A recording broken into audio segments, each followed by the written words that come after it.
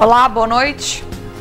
População torna a reclamar da nova travessia de pedestres instalada na rua Major Gotti.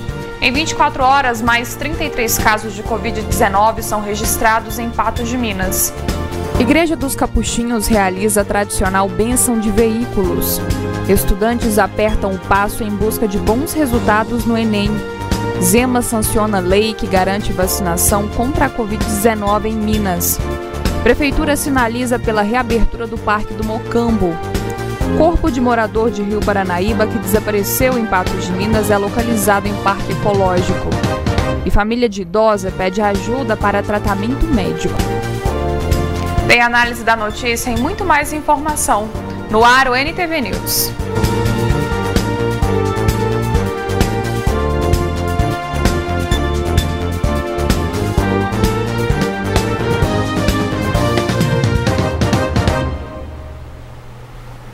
Foi encontrado no início da tarde de hoje o corpo de Luiz Fernando da Cunha Barcelos, desaparecido há 2 dias. Ele morava em Rio Paranaíba e desde quarta-feira estava sendo procurado em Patos de Minas. Luiz Fernando da Cunha Barcelos, 22 anos, morava em Rio Paranaíba e estava desaparecido desde o dia 6, quarta-feira, em Patos de Minas. Segundo o padrasto, ele estava com depressão e fazia tratamento aqui na cidade. Na última quarta, por volta das 14 horas, o padrasto resolveu trazê-lo para Patos. Entretanto, ao deixar o jovem sozinho, ele desapareceu nas proximidades do bairro Jardim Paulistano. E ele veio comigo, vimos com uma peça em Patos de Minas. Ele veio comigo para acalmar a cabeça, ver coisas diferentes, não ficar só quieto em casa. E nós chegando na oficina, prazo de 2 minutos, deu uma entrada dentro da oficina e voltar, Luiz Fernando já não se encontrava mais no carro. Já tinha desaparecido. No exato momento eu já fiz uma busca, uma procura e não acreditei que ele tinha ido tão longe. Achei que ele tinha ido para outra loja olhar, ele era mecânico, Luiz Fernando era mecânico também. E tinha olhado outras peças de carro, eu acreditei isso. E retornei, já liguei para a mãe dele, para as famílias, para o vô. E imediatamente já veio, já começamos a fazer a busca, até hoje. No mesmo dia, a Polícia Militar foi acionada.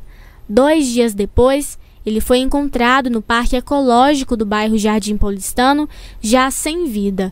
De acordo com a Polícia Militar, funcionários que trabalhavam no local encontraram o corpo. Pelas informações iniciais da PM, não havia sinais de agressão, mas a causa da morte segue em investigação. Na quarta-feira, a Polícia Militar foi acionada por familiares desse jovem, os quais relataram que às 14 horas daquele dia, por volta de 14 horas daquele dia, ele havia desaparecido quando eles estavam nas proximidades do bairro Jardim Paulistano. Foi registrada aí uma ocorrência de desaparecimento, Foram realizadas buscas pela Polícia Militar, Corpo de Bombeiros, até pelos familiares. Já hoje, aí na parte da tarde, a Polícia Militar foi acionada, em que, segundo solicitantes, funcionários da Prefeitura realizavam manutenção, realizavam a poda no Parque Ecológico, localizado ali no bairro Jardim Paulistano, quando então localizaram, já sem vida, o corpo deste garoto que estava desaparecido. Após noticiarmos o furto de um carro em um condomínio de Patos de Minas, o veículo foi localizado no quilômetro 176 da MGC 354. Os criminosos, quando viram a polícia, tentaram fugir, mas acabaram presos. Um morador de um condomínio em Patos de Minas foi surpreendido quando retornou de viagem. Chegando em casa, seu veículo que foi deixado na garagem não estava mais lá. Na hora que eu cheguei em casa, eu não vi o carro. E aí eu fiquei muito assustado.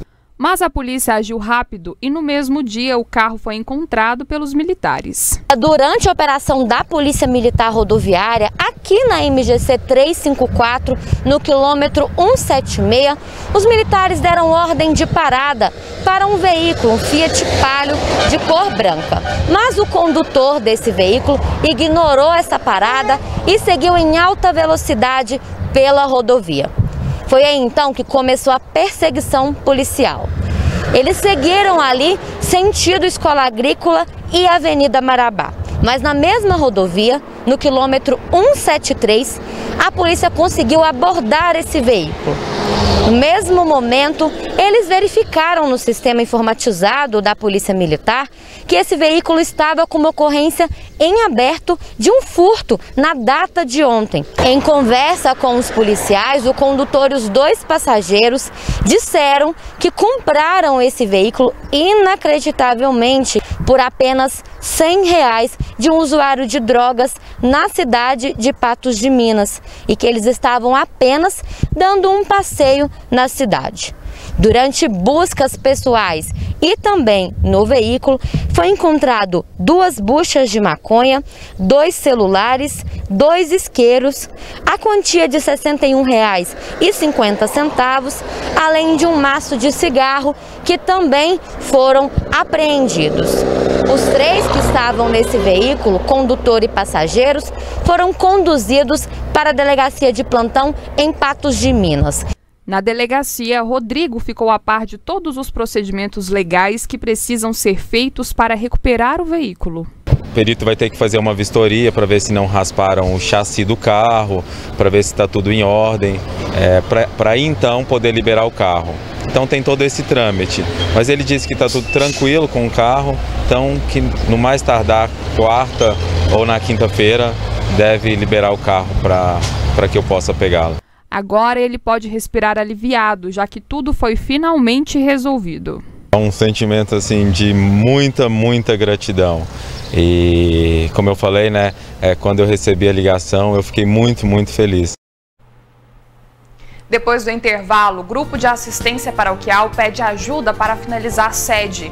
E a Igreja dos Capuchinhos realiza a tradicional bênção de veículos.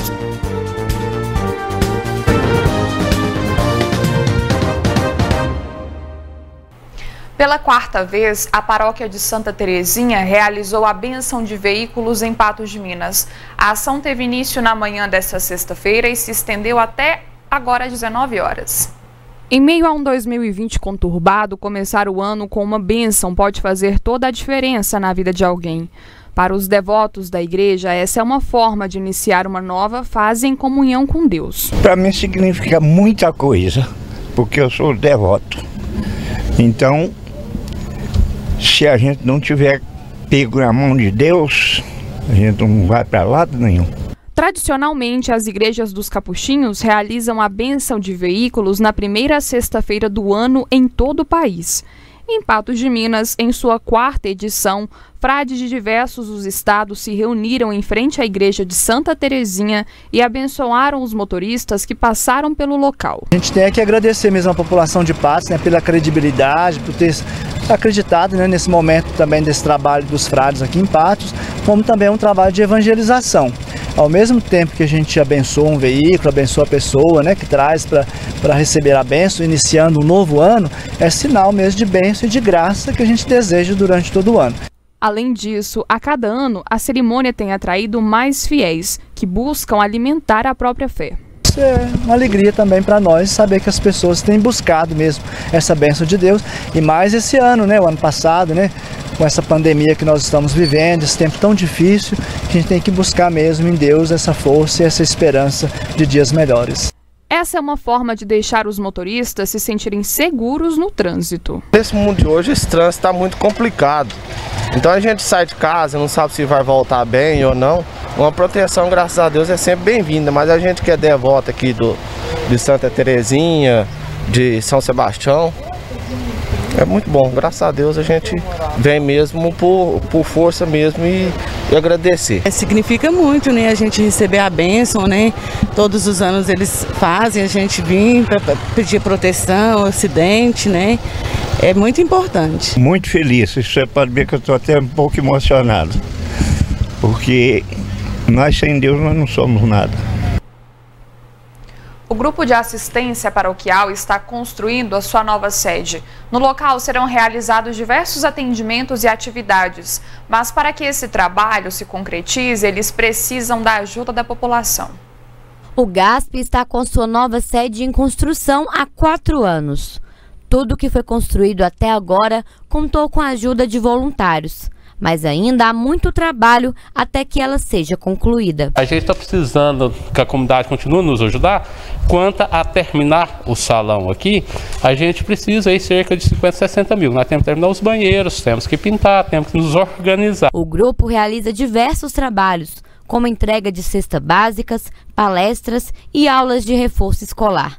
Com a nova sede pronta, esses trabalhos poderão ser ampliados e muitas atividades serão oferecidas a todas as crianças dessas famílias. Seria a gente estar adquirindo computadores, um local onde vai recolher essas crianças, vai trabalhar com eles essa parte, a parte esportiva, né? Vamos dizer, o futebol, o vôlei, ou seja lá o que for, adequação a essa criança, para que essa criança se sinta tranquila, à vontade, aqui sinta que alguém importa com ela. Que a gente vai ter dança, a gente vai ter pintura, a gente vai ter luta.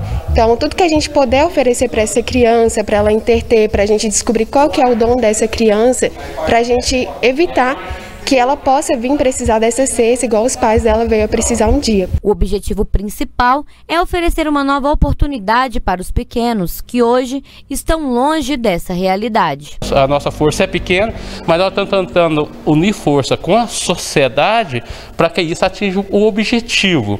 Porque é tão fácil o traficante levar uma criança para a droga, e cadê as pessoas do bem? Para trazer essa criança para o lado do bem. Então a luta do projeto GASP é exatamente dentro dessa linha. Então é para a gente ver mesmo qual que é o dom, trabalhar com essa criança e mostrar que ela pode ter um futuro diferente, que ela pode ter oportunidade. Para que a nova sede seja finalizada, o GASP precisa da ajuda de doações. Nesse momento, toda contribuição é bem-vinda. Poderá estar fazendo, né, contato com a São João Batista, no escritório da Igreja São João Batista, né, fazendo contato lá com o padre, ele vai colocar em contato com a gente. Ou pode estar ligando também no meu telefone, né, que é 99080636. No próximo bloco, esporte. E estudantes apertam o passo em busca de bons resultados no Enem.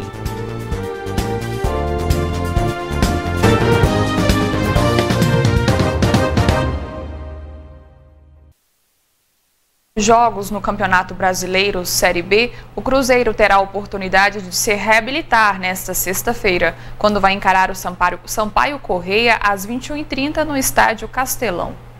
O lateral esquerdo, Matheus Pereira, falou sobre a partida durante a entrevista coletiva e disse que não deve ser um jogo fácil.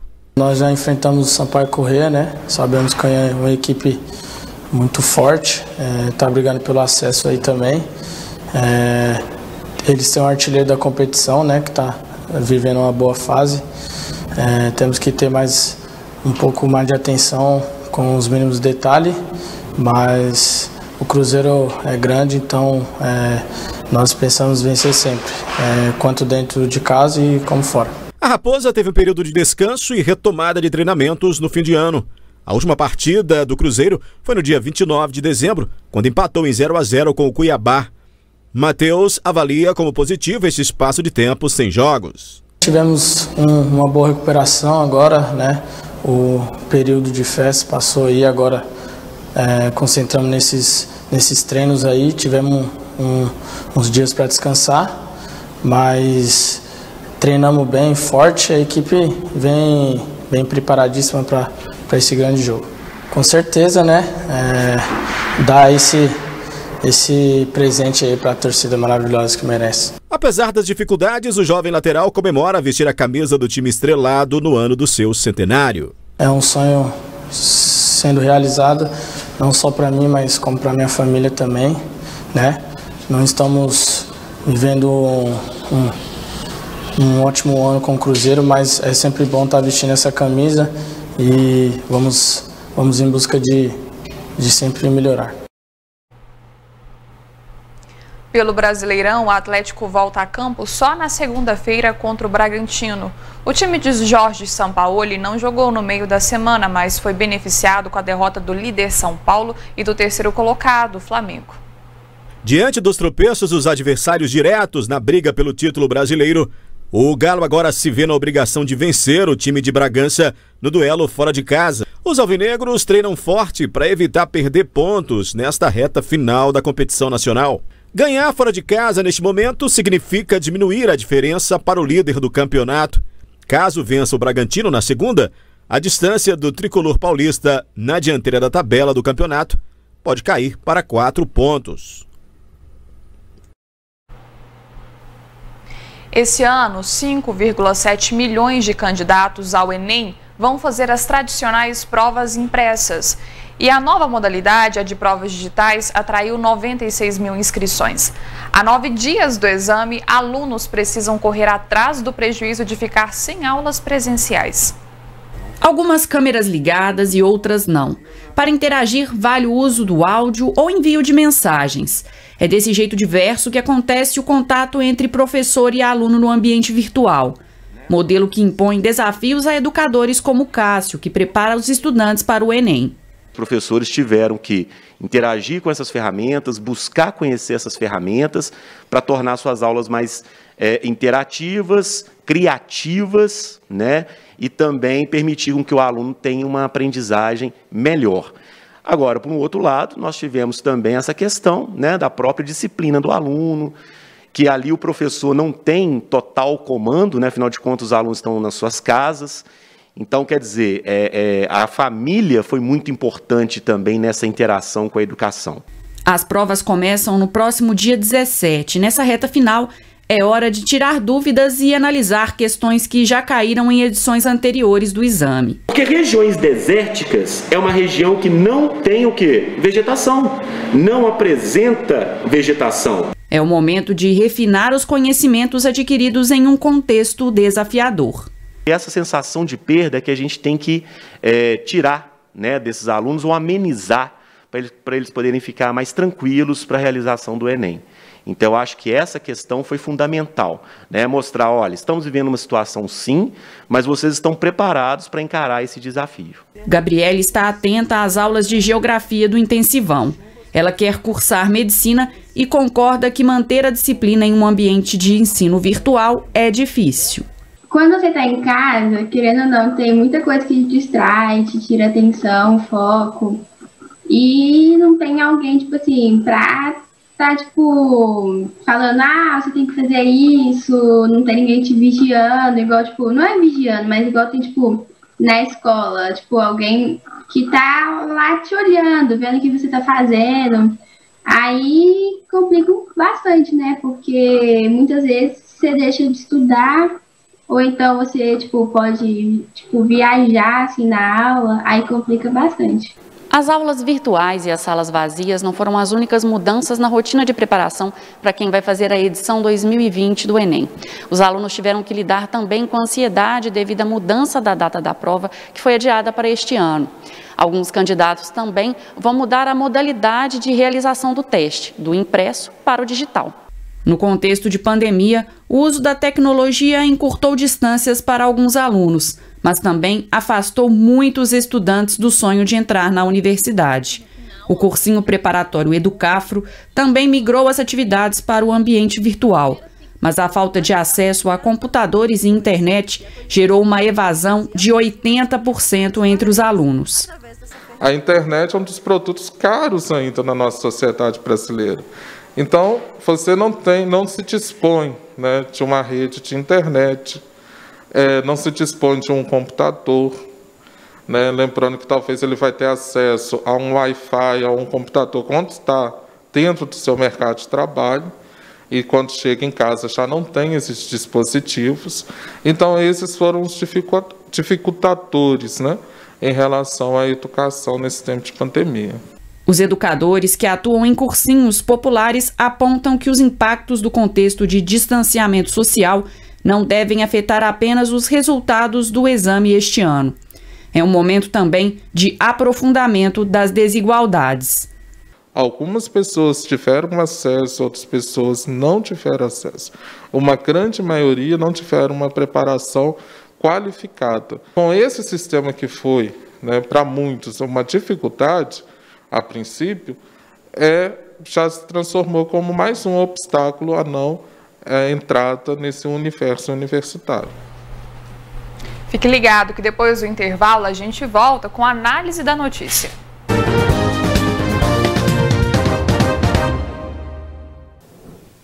A Agência Nacional de Vigilância Sanitária recebeu pedidos de autorização temporária de uso emergencial em caráter experimental das vacinas AstraZeneca e da Coronavac. As solicitações foram feitas pela Fundação Oswaldo Cruz e pelo Instituto Butantan. O pedido da Fiocruz é para o uso de 2 milhões de doses de vacinas que estão sendo importadas do laboratório Serum, sediado na Índia, país que produz quase todas as vacinas administradas do planeta. O laboratório é um dos fabricantes da vacina da AstraZeneca. Assim como no caso da Coronavac, a meta da Anvisa é fazer a análise do uso emergencial da vacina de Oxford em até 10 dias, descontando eventual tempo que o processo possa ficar pendente de informações a serem apresentadas pelo laboratório. A Anvisa também já iniciou a triagem dos documentos presentes na solicitação e na proposta de uso emergencial que o Butantan pretende fazer à Coronavac. De acordo com a agência reguladora, já foi iniciada a triagem dos documentos presentes na solicitação e da proposta de uso emergencial.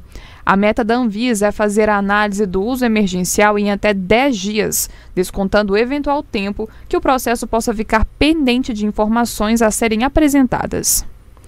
Em Minas Gerais, o governador de Minas, Romeu Zema, sancionou nesta sexta-feira, em medida publicada no Diário Oficial do Estado, lei que garante à população o acesso à vacina contra a Covid-19, quando o imunizante for aprovado pela Agência Nacional de Vigilância Sanitária.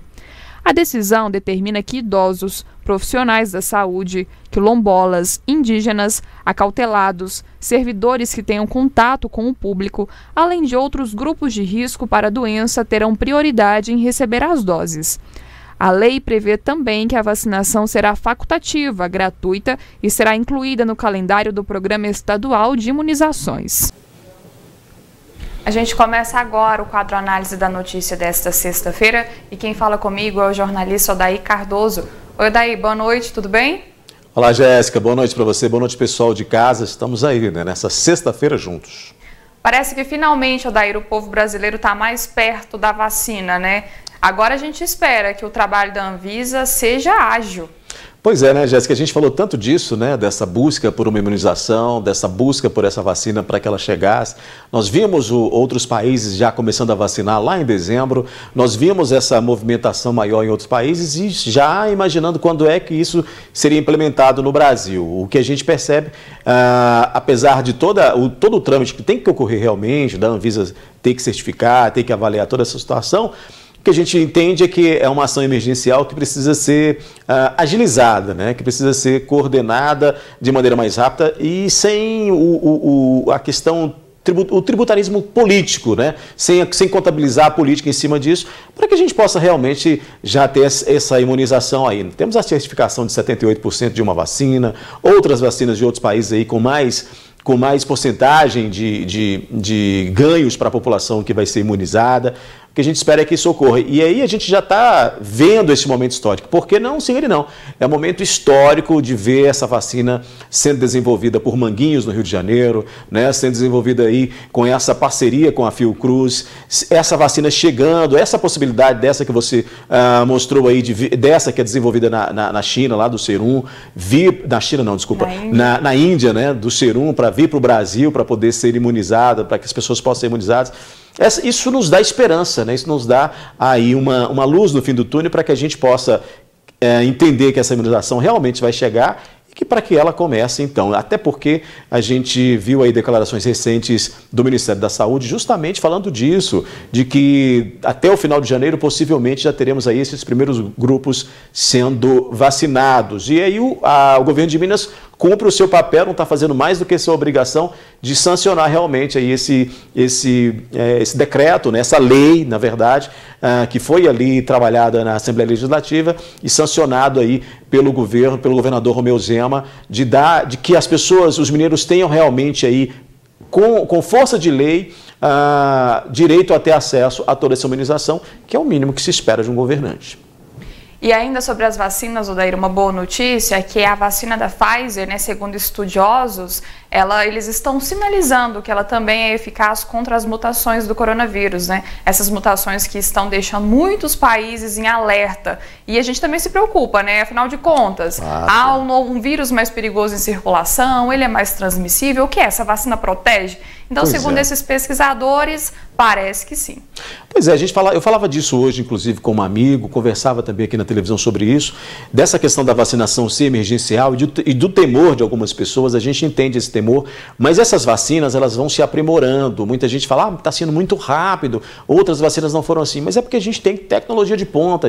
O mundo se organizou de tal forma, tecnologicamente, para isso, e essas vacinas realmente saíram num prazo mais adiantado do que todas as outras existentes no mundo. E é o que a gente espera hoje da ciência, né? Exatamente, é o que a gente espera da ciência, né, Jéssica? E aí eu falava sobre isso, dessa melhora nessa vacina. Nós temos uma vacina emergencial que no decorrer do tempo ela vai sendo melhorada, até porque nós temos aí variantes desse vírus que vai aparecendo. E tomara que ao longo do tempo a gente possa ter, como essa da Pfizer que você citou, vacinas cada vez mais eficazes.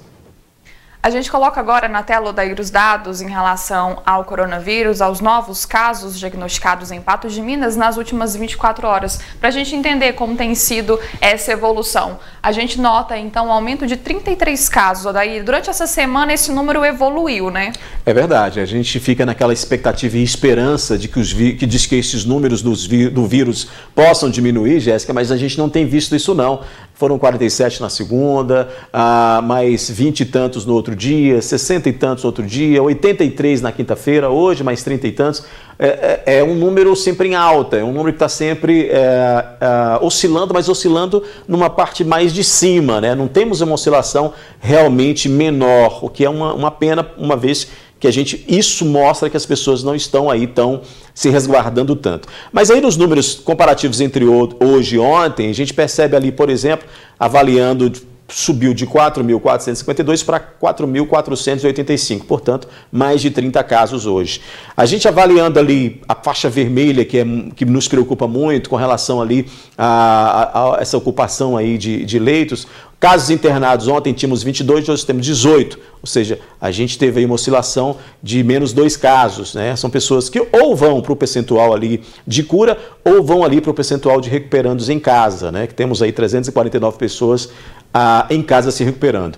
Nos números de UTI, não modificou, né? Nós tínhamos 7 ontem, continuamos tendo 7 hoje, isso com relação a pessoas que moram em Patos de Minas e que estão internadas na rede hospitalar pública e privada. São aí 7 como o número de ontem. O número de óbitos, a gente chegou a essa marca de 102 óbitos aí no início da semana, né? Chegamos a 102 óbitos, infelizmente, 102 pessoas que perderam a vida para a Covid-19.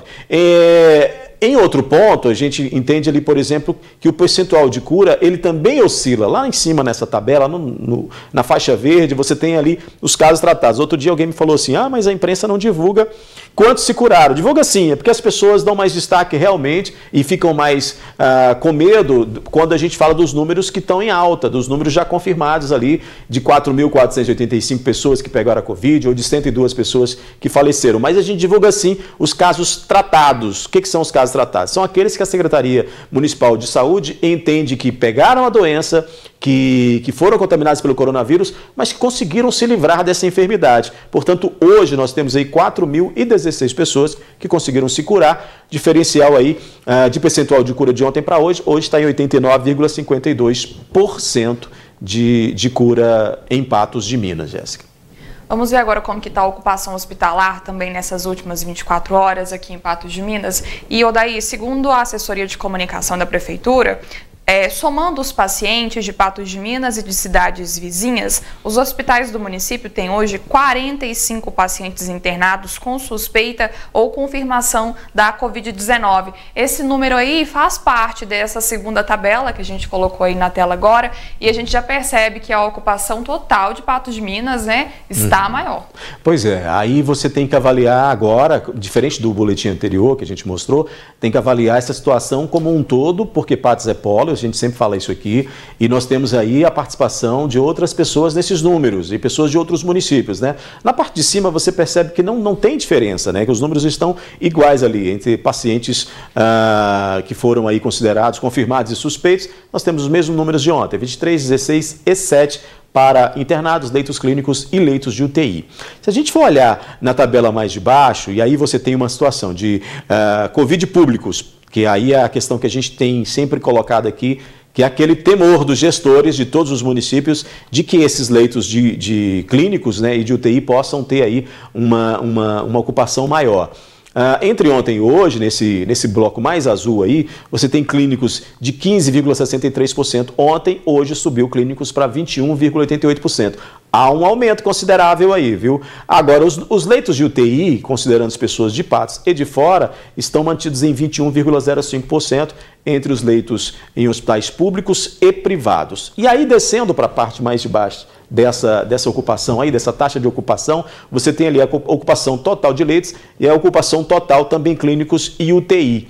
E aí, entre ontem e hoje, você vê que os números, eles se diferenciam em pouco, né? Porque aí você tem ali clínicos e UTI ontem, 65,1 e 68,51 de hoje, os clínicos, e os de UTI 50 para 52. Na ocupação total, você tem ali uma diferenciação de 3 dígitos pelo menos, ou 2 dígitos e meio, que é de 61,3 para 64,26%. O que significa isso? Significa que as pessoas estão se infectando muito, significa que as pessoas estão aí contraindo muito a doença e significa que os leitos hospitalares estão aí com uma considerável ocupação quando você considera o total, que a Jéssica acabou de dizer aí, ó. O total, com todo esse pessoal, tanto de Patos de Minas como da região, chegando a mais de 64% de ocupação na rede hospitalar, tanto pública quanto privada. E Odair, por mais que os números preocupam, nós estamos na onda verde, tanto pela macro quanto pela micro-região, né? E alguns serviços, então, estão liberados. Muitas pessoas perguntaram por que o Parque do Mocambo ainda não foi reaberto. A Prefeitura sinalizou que o local vai ser, sim, reaberto nos próximos dias. Em nota, o Executivo informou que o parque será reaberto em breve, contudo, ainda sem data definida. Também destacou que haverá um planejamento para garantir a segurança dos frequentadores em virtude da pandemia de Covid-19. A nota diz, abre aspas, em relação à reabertura do Parque Municipal do Mocambo, a Prefeitura de Patos de Minas informa, a nova gestão decidiu pela reabertura do local. No entanto, ainda não há data definida. Os responsáveis pelo parque trabalham no planejamento para ajustar o retorno de acordo com os protocolos sanitários de enfrentamento à Covid-19, fecha aspas. Pois é, Odair, é uma demanda, né, de muitos patenses, afinal o local é utilizado como um espaço para prática de atividades físicas, prática de recreação com a família e tudo mais. Com a pandemia, né, esses locais foram restringidos e aí a gente traz de volta essa demanda e a gente sempre se perguntou, né, se a gente estava na onda verde, por que o local não poderia voltar em relação ao funcionamento, respeitando todas essas normas de segurança? Pois é, se a gente for traçar a linha do tempo, Jéssica, lá no início, lá quando tudo realmente teve uma restrição maior, que Patos de Minas ainda chegou a ondas bem restritivas e o governo da época fez acatou, né, essas questões relacionadas às restrições que estão ali prescritas no plano estadual, né, no Minas Consciente, naquela época o Mocambo foi fechado. E aí, de lá para cá, muita coisa aconteceu. Nessa linha do tempo que a gente traça, a gente teve aí o retorno de várias atividades, ou de todas as atividades. Chegamos a um período em que várias atividades estavam abertas e, inclusive, estava dependendo só de academias ou não reabrirem, isso ocorreu, e aí as pessoas não conseguiam entender ou não conseguem entender como é que o Parque Municipal do Mocambo não pode ser reaberto, uma vez que nós temos bares, academias, lojas, toda uma demanda de comércios que realmente necessita estar aberta para funcionar, quando um espaço amplo, aberto, não pode ter ali o seu funcionamento. É algo que a gente não consegue entender. Agora, o novo governo aparentemente deve reabrir esse importante espaço, né, para as pessoas, até porque, Jéssica, Patos de Minas, se você for analisar, não tem muitos lugares para as pessoas irem no fim de semana, né? Nós temos ali a Orla da Lagoa, nós temos ali a Lagoinha, que também está descuidada e precisa ser modificada, e nós temos principalmente o Parque Municipal do Mocambo. Então, em meio a uma pandemia onde as pessoas não podem se aglomerar, logicamente tem que ser feito ali uma avaliação de quantos podem entrar ou não no Parque do Mocambo. Agora, sinceramente, eu não entendo por que com um espaço tão grande não pode ter isso a sua liberação para que as pessoas possam utilizar, até para no fim de semana a gente dar uma desestressada num ambiente tão bonito que é o Parque do Mocambo, né? Pois é, e vai fazer sim a diferença, né? Como você disse, às vezes faltam algumas opções de lazer, principalmente nesse período de pandemia. O parque pode ser muito bem utilizado sim nesse momento. Acho que algumas decisões tomadas ao longo dessa pandemia, aí a gente fica entendendo qual que é o fundamento, né? Realmente faz sentido ou não faz sentido? Quem não se perguntou ao longo de tudo isso, né? Durante essa pandemia, inclusive na redação a gente fala muito disso, né? Não faz sentido, quando tem algumas atitudes tomadas pelo governo estadual, federal e municipal, que a gente fala assim, mas não faz sentido essa coisa ser dessa maneira, uma vez que isso não vai interferir, ou interferirá pouco, ou não vai surtir um grande efeito. Mas enfim, a gente agora quer que realmente isso caminhe, né? A gente quer que agora realmente o parque, que é do povo, né, que é da população, possa ser reaberto com os cuidados devidos. Odair, muito obrigada pelas informações, pelo bate-papo, por tudo que você trouxe na análise da notícia desta sexta-feira. Prazer estar aqui, Jéssica. Um bom fim de semana para você, um finalzinho de sexta-feira maravilhoso, e a gente se encontra por aí. Bom, depois do intervalo, a população torna a reclamar da nova travessia de pedestres instalada na rua Major Gotti e família de idosa pede ajuda para tratamento médico.